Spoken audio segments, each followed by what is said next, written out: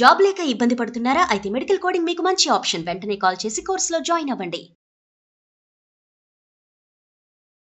Welcome to Suman TV. నేను మీ Suman TV. నాకు వక్ఫ్ bill దీనికి సంబంధించినటువంటి వాటిలో కనుక మనం చూస్తే గత కొద్ది రోజులుగా రకరకాల కథనాలు భిన్నాభిప్రాయాలు వ్యక్తపరుస్తూ ఉన్నారు. అయితే ప్రస్తుతం దీనికి సంబంధించి కొన్ని కీలక నిర్ణయాలు కూడా తీసుకోవడం జరుగుతుంది. ఈ బిల్లు వల్ల ముస్లిం సోదరులకి ఎలాంటి ప్రయోజనం కలిగే అవకాశం ఉంటుంది, వక్ఫ్ బిల్ అంటే ఏంటి, వీటికి సంబంధించినటువంటి ప్రాసెస్ ఏ విధంగా ఉండే అవకాశం ఉంటుంది అన్నది ఈరోజు మనతో పాటు హైకోర్టు అడ్వకేట్ అలగరి రవీంద్రనాథ్ గారు ఉన్నారు. అది వారి మాటలోనే తెలుసుకుందాం. Hello sir. హాయ్ అండి నాగరాజ్ గారు. వక్ఫ్ బిల్ ఇప్పుడు దీని గురించి అందరూ మాట్లాడుకుంటూ ఉన్నారండి. ఓవరాల్గా ఇది ఎలాంటి బెనిఫిట్ ఇచ్చే అవకాశం ఉంటుందంటారు అసలు ముస్లిం సోదరులకి? వక్ఫ్ బిల్ అన్నది ఇప్పటివరకు ఉన్న భారతదేశంలో 1947లో భారతదేశానికి స్వాతంత్రం వచ్చిన తర్వాత ముస్లింలకి ఉద్దేశించినటువంటి స్థిర చరాస్తులు, ల్యాండ్ కావచ్చు, చరాస్తులు కావచ్చు, వీటికి సంబంధించినటువంటి ఒక ప్రొటెక్షన్ కమిటీని వక్ఫ్ బోర్డ్ అని ఒక బోర్డు ఉంది సార్. అంటే నేను బేసిక్లీ అర్థమయ్యే భాషలు చెప్తాను. 1913లో కొంతమంది ముస్లిం పెద్దలందరూ కలిసి దీన్ని ఏర్పాటు చేసుకోవడం జరిగింది, ఈ వక్ఫ్ బోర్డు. ఏమిటి వక్ఫ్ బోర్డు అంటే? వక్ఫ్ అంటే అరబిక్ వర్డ్ ఏంటంటే చేయి కలుపుకుంటూ ఒకరికొకరు తోడ్పాటు అందించుకుంటూ ముందుకు వెళ్ళడం అన్న మీనింగ్ వస్తుంది, అరబిక్లో ఉన్నటువంటి మీనింగ్. ఏంటి వక్ఫ్ అంటే?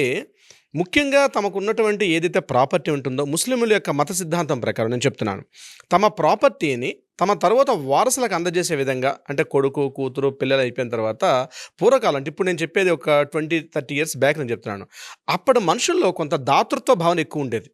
అంటే మేము ఈ క్షణం భూమి మీద ఉండకపోయినా మా తర్వాత మేము చేసినటువంటి దాన ధర్మాలన్నీ కూడా భూమి మీద ఎల్లకాలం ఉండాలి అని ఏం చేసేవారంటే, తమకున్నటువంటి ప్రాపర్టీని అల్లా పేరు మీదుగా కొంత ప్రాపర్టీని రాసేవారు దాన ధర్మాల రూపంలో. అది హిందూ సమాజంలో కూడా ఉంటుంది, ముస్లిం సమాజంలో కూడా ఉంటుంది. నేను ఇప్పుడు చెప్పబోయేంత కూడా ముస్లిం యొక్క సమాజం కూడా చెప్తున్నాను. వాళ్ళు ఏం చేసేవారంటే ప్రాపర్టీని అల్లా పేరు మీద రాసేవారు.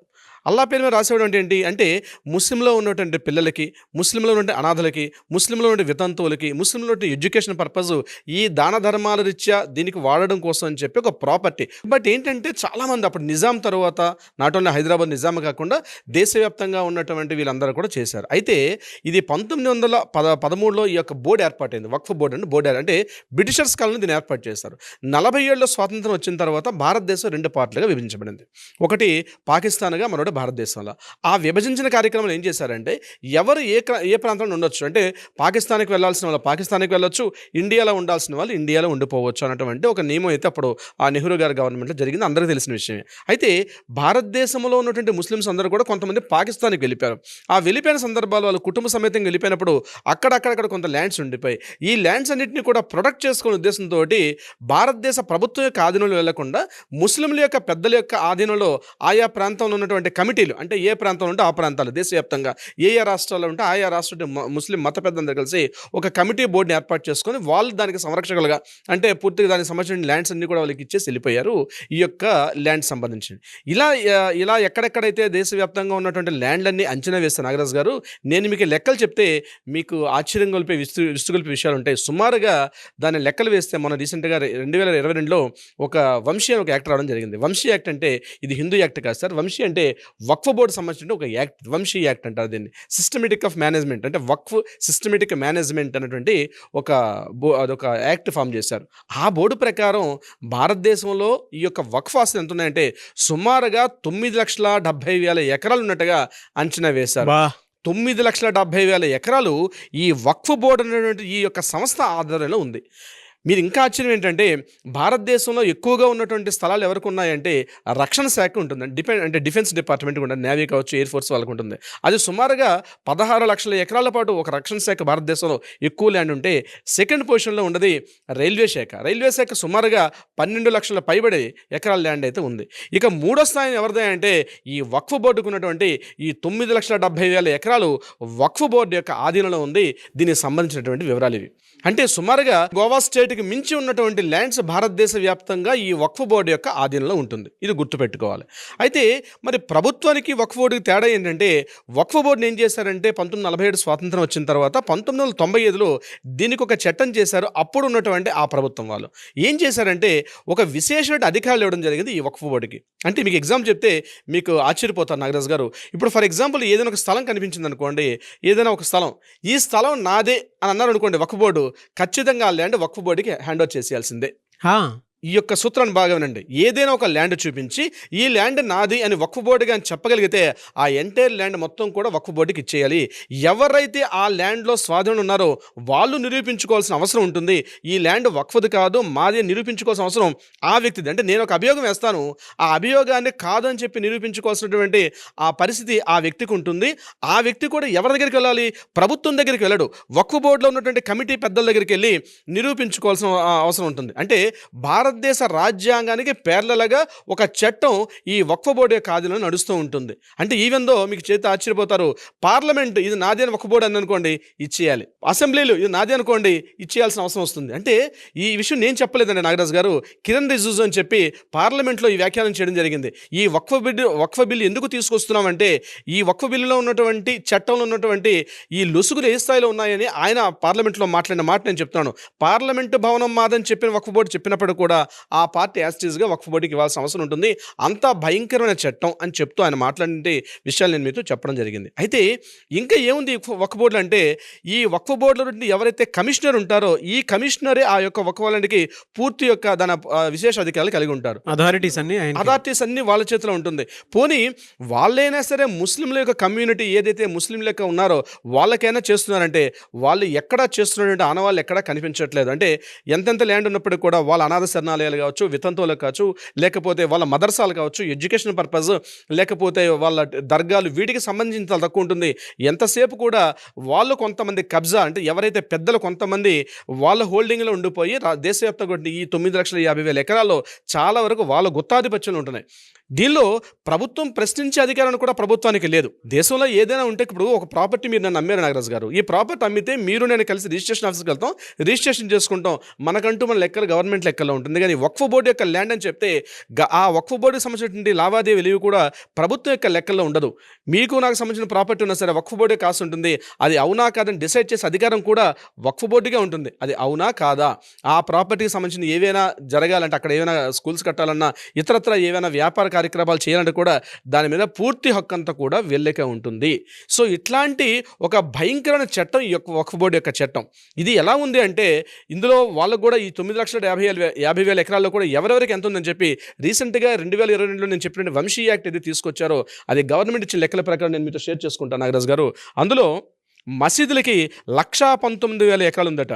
మసీదులకు మించి ఎక్కువ ల్యాండ్ దేని మీద ఉంది అంటే కబ్రస్థాన్ అంటే శ్మశానాలకి సుమారుగా 1,50,000 ఎకరాలు వాళ్ళ పేరు మీదుగా నమోదై ఉందట ఈ యొక్క ల్యాండ్ 9 లక్షల ఎకరాల్లో కూడా. ఇక మూడోది ఇమాంబాద్ అంటారు, లేకపోతే అసుర్షానా అంటారు, దీనిలో 17,000 ఆస్తులు ఉన్నాయి. మదర్సాలకి స్కూల్కి సంబంధించి ఒక 14,000 ఆస్తులు ఉన్నాయి. ఇక సమాధులు, దర్గాలు వీటికి సంబంధించి ఒక 30,000 ఎకరాలు ఉంది. ఇక వ్యాపార లావాదేవీలు ఒక 92,000 ఎకరాలు, వ్యవసాయ నిమిత్తం 1,400 ఎకరాల్లో మాత్రమే వ్యవసాయ సంబంధించినటువంటి లావాదేవీలు ఉన్నాయి. అంటే ఇదంతా కూడా లెక్కలు వేసిన తర్వాత తెలిసినటువంటి లెక్కలు, అధికారికంగా పార్లమెంట్లో అమిత్ షా గారు ప్రవేశపెట్టిన లెక్కలు నేను మీకు ఇప్పుడు షేర్ చేసుకున్నాను. అంటే వక్ఫ్ యొక్క ఆస్తులు ఈ 9,50,000 ఎకరాలు ఎక్కడ ఉందో దీని మీద వక్ఫ్ బోర్డులో వాళ్ళే పెద్దలు. అంటే మొదట్లో ఏం చేశారంటే దీని మీద ఈ వక్ఫ్ ఆస్తుల మీద ఆ లోకల్గా ఉన్నటువంటి ఇమాములు, ఆ పెద్దల అధికారులు ఉంటారు. ఇక రాజకీయ వ్యవస్థలు అందులో ఎంటర్ అయ్యి వాళ్ళు పూర్తిగా గుత్తాధిపత్యాన్ని ఏర్పాటు చేసి దీని మీద ప్రభుత్వానికి ఎటువంటి అజమాయిషీ లేదు. అంతేకాకుండా ఒకవేళ ముస్లిం వ్యక్తులు ఎవరైనా సరే దాని మీద క్లెయిమ్ చేసుకునే అధికారం కూడా వాళ్ళకి లేకుండా చేశారు వాళ్ళు. అంటే వాళ్ళు గుత్తాధిపత్యం అంటే ఒక ప్యారలల్ గవర్నమెంట్ మెయింటైన్ చేయడం అనమాట. వక్ఫ్ బోర్డు ఆస్తి అంటే ఇట్స్ ఎ ప్యారలల్ గవర్నమెంట్, ఒక ప్యారలల్ రెవెన్యూ డిపార్ట్మెంట్ మొత్తం కూడా వాళ్ళు మెయింటైన్ చేసుకున్నది ఈ వక్ఫ్ బోర్డు యొక్క ఆస్తి. ఈ వక్ఫ్ బోర్డు సంబంధించి ప్రధానంగా ఒక 7 సవరణలు అయితే చేయడం జరిగింది. అది చాలా ఇంపార్టెంట్ సవరణలు. ఆ 7 సవరణలు కూడా నేను మీతో షేర్ చేసుకుంటాను నాగరాజు గారు. డెఫినెట్గా. ముందుగా ఈ వక్ఫ్ బోర్డ్ అని ఏదైతే వర్డ్ ఉందో ఈ యొక్క నేమ్ మార్చడం జరిగింది. దాన్ని ఏం చేశారంటే United Waqf management and empowerment efficiency and development act 2025 అని టోటల్గా ఈ ఇంతకుముందు వక్ఫ్ అన్నటువంటి ఏదైతే వర్డ్ ఉందో దాన్ని ఇంత ఫుల్ లెంగ్త్గా మార్చడం కూడా జరిగింది. ఇది ఫస్ట్ పాయింట్, ఫస్ట్ సవరణ. రెండో సవరణ ఏంటంటే ఇంతకుముందు వక్ఫ్కి ల్యాండ్ రాసి ఇవ్వాలంటే ఎవరైనా రాసి ఇచ్చేసేవారు. అలా కాకుండా ఇప్పుడు ఏంటంటే అట్లీస్ట్ 5 years పాటు ఇస్లాం మతం యొక్క సిద్ధాంతాలని పూర్తిగా ఆచరిస్తున్న వ్యక్తి, మాత్రమే రాసివ్వడానికి అధికారం ఉంటుంది. అతను 5 సంవత్సరాల పాటు ముస్లిం యొక్క మత సిద్ధాంతాల్లో ఖురాన్ని ఆచరించిన విషయాలు ఆయన పూర్తిగా ఫాలో అయిన వ్యక్తి మాత్రమే ఈ యొక్క వక్ఫ్కి ఆస్తి రాసివ్వడానికి అర్హత కలిగి ఉంటాడు. ఇది చాలా ఇంపార్టెంట్. అది కూడా అతని యొక్క సెల్ఫ్ ల్యాండ్ అయి ఉండాలి. అంటే అతను సెల్ఫ్ ఎక్వైర్ చేసిన ప్రాపర్టీ అయి ఉండండి. అది వారసత్వంగా సంక్రమిస్తున్న ప్రాపర్టీ కాకుండా అతని సెల్ఫ్ ఎక్వైర్డ్ ప్రాపర్టీ మాత్రమే ఇచ్చే అవకాశం ఉంటుంది. ఇంతకుముందు ఏం జరిగేదంటే ఒక వ్యక్తి ఫ్యామిలీ వాళ్ళ కొడుకులకి ప్రాపర్టీ ఇచ్చిన తర్వాత అమ్మాయిలకి పెళ్లి చేసి పంపించిన తర్వాత ఆ ప్రాపర్టీ అమ్మాయిలకు ఉండేది కాదు. కానీ ఏదైతే రీసెంట్గా మనకు వచ్చే హిందూ సెక్షన్ యాక్ట్ వారసత్వ హక్కు చట్టాల్లో ఉన్నాయో అదే మాదిరిగా ఆడపిల్లలకు కూడా అందులో ఆస్తి హక్కు ఎలా అయితే ఉందో ఆడపిల్లలకు కూడా ఆస్తి హక్కు ఇచ్చిన తర్వాత మిగిలిన ల్యాండ్ మాత్రమే వక్ఫ్కి చెందేటట్టుగా ఈ యొక్క సవరణ అయితే చేయడం జరిగింది. ఇది రెండో ప్రధానమైనది. ఇక మూడోది ఏంటంటే వక్ఫ్ హలాల్ ఔలత్ అంటారు. అంటే ఏంటంటే వారసులు చూసుకుండేవారు. అంటే ఈ యొక్క వక్ఫ్ ల్యాండ్ ఇంతకుముందు ల్యాండ్ ఇచ్చేటప్పుడు 2 రకాలుగా ఉండేది. అంటే ఏంటంటే ఈ యొక్క ప్రాపర్టీని ఆ ప్రాపర్టీ వక్ఫ్కి ఇచ్చేవారు. ఇచ్చిన తర్వాత వాళ్ళకి సంబంధించిన వారసులు దాన్ని మెయింటైన్ చేయడం ఒక పార్ట్ ఉండేది. వారసులు లేకుండా పూర్తిగా వక్ఫ్ బోర్డే సంబంధించి ఉండేది. ఈ ఎవరైతే వారసులు చూసుకుంటారో దాన్ని వక్ఫ్ హలాల్ ఔలత్ అంటారు. దాన్ని ఏదైతే ఈ ప్రాపర్టీని కూడా ఇచ్చేటప్పుడు ఎవరు పడితే వాళ్ళు ఇవ్వడం కానీ దీనికి ఇవ్వడం కాకుండా దీనికంటే ఒక వ్యవస్థ, దానికి ఒక సిస్టమేటిక్ ఒక ఫార్మేట్ అనేది అది దగ్గరలో ఉన్నటువంటి ఇంక నేను నెక్స్ట్ చెప్పబోయే సవరణ దీనికి అనుగుణంగా ఉంటుంది. సో ఇచ్చేటప్పుడు ఒక విశేష అధికారులు ఇచ్చేటప్పుడు వక్ఫ్ ఇచ్చేటప్పుడు కూడా డైరెక్ట్గా ఇచ్చేయడం లేకపోతే వారసుల్ని దానికి ఒక నామినీగా పెట్టడం కాకుండా అక్కడ కలెక్టర్ని ఇన్వాల్వ్ చేయడం జరిగింది. అంటే కలెక్టర్ దృష్టిలో తీసుకెళ్ళి కలెక్టర్కి పూర్తిగా విశేష అధికారులు వచ్చి కలెక్టర్ యాక్సెప్టెన్స్ ఇస్తే అప్పుడు మాత్రమే ఈ వక్ఫ్ ల్యాండ్కి ఇవ్వడం జరిగింది. ఇంతకుముందు కలెక్టర్కి ఎటువంటి అధికారాలు కూడా ఉండేది కాదు నాగరాజు గారు. ఇక 4th పాయింట్ ఏంటంటే ప్రాపర్టీస్ ఉన్నాయి, ఏ ఇతరతర కారణాల వల్ల వాళ్ళ వారసులు లేరు, ఎవరు సంబంధించిన ఏ స్టేజ్ లేకపోతే మిగిలిన ఆస్తులు ఎలా అయితే ప్రభుత్వ ఆధీనంలోకి వెళ్తాయో, అంటే ఇప్పుడు ఒక ప్రాపర్టీ ఉంటుంది, ఒక ప్రాపర్టీకి క్లాస్ 1 లీగల్ హెయిర్స్ అంటారు, క్లాస్ 1 లీగల్ హెయిర్స్ లేరండి, క్లాస్ 2 లీగల్ హెయిర్స్కి వెళ్తారు, క్లాస్ 2 లీగల్ ఆగ్నెంట్ అంటారు, కాగ్నెంట్స్ అంటారు. ఇవి ఎవ్వరూ లేరనుకోండి సిస్టమేటిక్లో చివరిగా ఆ ప్రాపర్టీ ఎవరికి చెందుతుంది అంటే ఆ ప్రాపర్టీ కంప్లీట్గా ప్రభుత్వం స్వాధీనం చేసుకునే హక్కును కూడా ఈ యొక్క చట్టం ద్వారా దీన్ని రూపకల్పన చేశారు. ఇది ఇక్కడ ప్రధానంగా ముస్లిం సోదరులకి నచ్చడం లేదు. అంటే ప్రభుత్వం యొక్క అజమాయిషీ ఎందుకు, ప్రభుత్వం ఇట్లా స్వాధీనం చేసుకుంటుంది, మా ముస్లిం మత పద్ధతులు ఇవాళ తప్పించి ప్రభుత్వానికి దీని మీద అజమాయిషీ అవసరం లేదు కదని చెప్పి ఈ 4వ సవరణకి ఎక్కువగా నెగిటివిటీ బాగా స్టార్ట్ అయింది నాగరాజు గారు. ఇంకొక సవరణ ఏంటంటే దీంతో పాటు జరిగింది, ఇప్పటివరకు దేశవ్యాప్తంగా ఉన్నటువంటి ఎక్కడెక్కడైతే వీళ్ళ ఆస్తి వివరాలు ఉన్నాయో వీటన్నిటిని కూడా 6 months టైం పెట్టి 6 monthsలోగా ఇవన్నీ కూడా రిజిస్ట్రేషన్ చేసుకోవాలి. అంటే వక్ఫ్ బోర్డ్ అయినా లేకపోతే దానికి ఎవరైతే ఒక అధికారంగా కలిగి ఉన్నటువంటి వక్ఫ్ ఎవరైతే అథారిటీ డివిజన్ ఎవరైతే ఉంటారో వాళ్ళు ఇమీడియట్గా గవర్నమెంట్ రిజిస్ట్రేషన్స్కి వచ్చి ఒక రిజిస్ట్రేషన్ అథారిటీ డిపార్ట్మెంట్ ఏదైతే మనకి ఇప్పుడు రిజిస్ట్రేషన్స్ యాక్ట్ ఎలా ఉందో ఆ యాక్ట్ ప్రకారం ఎవరి ప్రాపర్టీ కొట్టుకుని ఇది వక్ఫ్ ల్యాండా కాదా అది రిజిస్ట్రేషన్ చేసేయమని చెప్పారు. టోటల్గా రిజిస్ట్రేషన్ డిపార్ట్మెంట్ కొనుగోలు అమ్మకాలు ఇవన్నీ కూడా ఎట్లయితే మనకి ట్రాన్స్పరెంట్గా ఈసీ అని ఎట్లయితే కనిపిస్తాయో ఈరోజు భారతదేశ వ్యాప్తంగా ఉన్నటువంటి ఏదైతే టోటల్ ల్యాండ్స్ అన్నీ కూడా రిజిస్ట్రేషన్ డిపార్ట్మెంట్లో ఇంక్లూడింగ్ సర్వే నెంబర్స్ అన్నీ కూడా కల్పిస్తూ ఏదైతే వక్ఫ్ రిలేటెడ్ ల్యాండ్ ఉంటే ఆ వక్ఫ్ రిలేటెడ్ ల్యాండ్గా కనిపించాలి. ఇప్పుడు ఫర్ ఎగ్జాంపుల్ ఎండోమెంట్ ల్యాండ్స్ ఉంటాయి, దేవాదాయ ధర్మాదాయ శాఖ ల్యాండ్స్ ఉంటాయి. అవి ఎప్పుడైతే స్ట్రీమ్ లైన్ చేసుకున్నారో భారతదేశంలో చాలా చోట్ల 90% ఆఫ్ ఎండోమెంట్ ల్యాండ్స్ ఎక్కడైతే ఉంటాయో రిజిస్ట్రేషన్ డిపార్ట్మెంట్లో కనిపిస్తాయి. అదేవిధంగా వక్ఫ్కు సంబంధించిన ల్యాండ్స్ ఎక్కడ కూడా ఇప్పటివరకు ఎక్కడ కూడా ఈవెన్ ఒక స్క్వేర్ యార్డ్ కూడా మీకు ఎక్కడ గవర్నమెంట్ రికార్డ్స్లో కనిపించదు. కానీ ఈ సవరణ చేయడం ద్వారా ఏం తెలిసిందంటే టోటల్ ల్యాండ్ ఎంతైతే ఉందో దేశవ్యాప్తంగా ఏ ఊర్లో ఏ గ్రామంలో ఎట్లా ఎంత ఉందో టోటల్ ల్యాండ్ కూడా వక్ఫ్కు సంబంధించినటువంటి ఒక సిస్టమ్ కనిపించమని చెప్పి నమోదు చేయమని గవర్నమెంట్ ఒక సవరణ తీసుకొచ్చారు. ఇందులో ఇంకొక ప్రధానమైన విషయం ఏంటంటే దీనికి సంబంధించి వక్ఫ్ బోర్డులో ఇంతకుముందు స్త్రీలకు ప్రవేశం ఉండేది కాదు, ఇంక్లూడింగ్ ముస్లిమ్స్ అయినా సరే. కానీ బాడీ మెంబర్ ఆఫ్ బోర్డు ఉందో ఆ బాడీలో స్త్రీలకు కూడా ప్రవేశం చేశారు. ఇంకొక ఇంపార్టెంట్ పాయింట్ అంటే ఒక్క స్త్రీలకే కాకుండా నాన్ ముస్లిమ్స్ కూడా ఆ బోర్డులో మెంబర్షిప్ ఇవ్వాలి అట్లీస్ట్ అని చెప్పి ఒక సవరణ తీసుకొచ్చారు. ఎందుకు సవరణ తీసుకొచ్చారంటే వీళ్ళ 1995లో యాక్ట్ ఉంది. ఆ యాక్ట్ ప్రకారం ఏంటంటే ఏ ప్రాపర్టీ అని చూపించి ఇది సంబంధించిన వక్ఫ్ ల్యాండ్ అంటే ఇమీడియట్గా ఎట్లయితే ఆ ల్యాండ్ని తీసుకొచ్చి వక్ఫ్లో ఎట్లా కలుపుకుంటారో ఇక్కడ నాన్ ముస్లిమ్స్ ఇందులో ఉండేటప్పుడు కూడా అది క్రిస్టియన్స్ కావచ్చు, హిందూస్ కావచ్చు, ఇతరత్ర జైన్స్, బుద్ధిస్టులు ఎవరైనా సరే ఇక్కడ ఈ నాన్ ముస్లిమ్స్ ఇక్కడ ఎంట్రీ ఇచ్చేటప్పుడు నిజాలు అనేది కేవలం ముస్లిమ్స్ మత పద్ధతులు ఉండేటప్పుడు ఏమైందంటే అది టోటల్గా మాదే ల్యాండ్ అని చెప్పి ఒక ఇనానిమస్గా తీసుకునే అవకాశం ఉంటుంది. ఎప్పుడైతే నాన్ ముస్లిమ్స్ కూడా ఆ యొక్క బోర్డులో మెంబర్స్ ఉండగలిగితే ఇది నాన్ ముస్లిమ్స్ కూడా ఉండేటప్పుడు ఏమైందంటే ఒక ట్రాన్స్పరెన్సీ ఉండే అవకాశం ఉంటుంది. ఆ ఉద్దేశంతో ఇద్దరు నాన్ ముస్లిమ్స్ని కూడా ఆ బోర్డు మెంబర్షిప్లు ఉండేటట్టుగా ఒక సవరణ తీసుకొచ్చారు.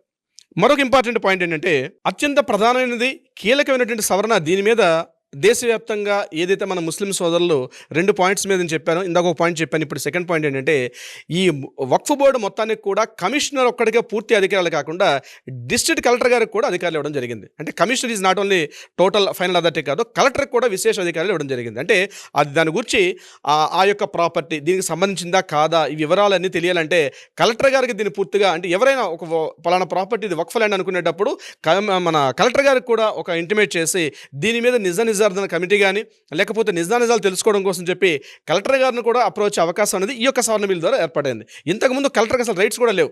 రెవెన్యూ డిపార్ట్మెంట్కి డిస్ట్రిక్ట్ ఫస్ట్ క్లాస్ మ్యాజిస్ట్రేట్ అయినప్పటికీ కూడా దాని మీద పూర్తి అధికారులు ఏవి కూడా కలెక్టర్ గారికి ఒక 1 పాయింట్ కూడా ఇక్కడ లేదు వక్ఫ్ బోర్డు మీద. కానీ ఈ సవరణలో ఏం జరిగిందంటే కలెక్టర్ గారికి విశేష అధికారులు కూడా ఇవ్వడం జరిగింది దీనికి సంబంధించి. ఇది కాకుండా ప్రధానంగా ఇదంటే ఎందుకు ఈ యొక్క ఇనిషియేటివ్గా తీసుకున్నారంటే ఒక కారణం ఏంటంటే ఇన్ని సవరణలు ఇప్పుడు నేను చెప్పినటువంటి ఈ 7 సవరణలు ఎందుకు తీసుకొచ్చారంటే తమిళనాడులో ఒక గ్రామంలో సుమారుగా 30,000 ఎకరాలు ఉంటే వక్ఫ్ బోర్డు సంస్థ ఏం చేసిందంటే ఈ ప్రాపర్టీ మొత్తం మాదే అని చెప్పి ఎంటైర్ ఆ గ్రామానికి సంబంధించిన మొత్తం గ్రామాన్ని మొత్తం కూడా వక్ఫ్ బోర్డులో కలిపేసుకున్నారు. ఇది ఒక 4 years బ్యాక్ జరిగిన సంఘటన ఇది.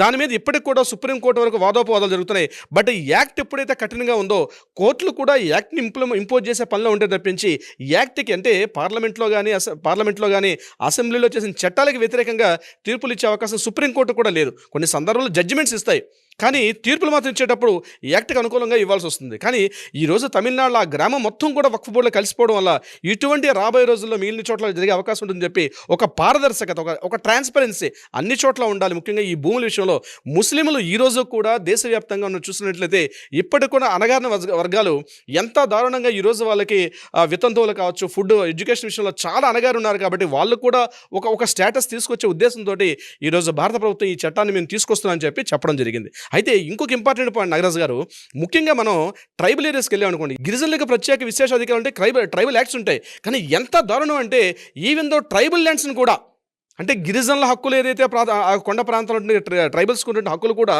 ఈవెన్ ట్రైబల్ యాక్ట్కి వ్యతిరేకంగా కూడా ఈవెన్ వక్ఫ్ బోర్డు పొరపాటున ఆ ట్రైబల్ ల్యాండ్ మాదంటే కూడా గిరిజనులకు ఉన్నటువంటి ఆ హక్కులు కూడా కాలరాసినటువంటి చట్టం ఈ వక్ఫ్ బోర్డు యొక్క చట్టం ఇది. అంటే ఇప్పటివరకు గిరిజనులు అంటే ఆ గిరిపుత్రులు కాబట్టి వాళ్ళకు ఒక హక్కులు ఉంటాయి ప్రత్యేకంగా. ఎందుకంటే అక్కడ వేరే వాళ్ళ పర్చేజింగ్ కానీ కొండ అమ్మడం కుదరదు, దానికి సంబంధించి ఒక రక్షణ చట్టం ఉంది.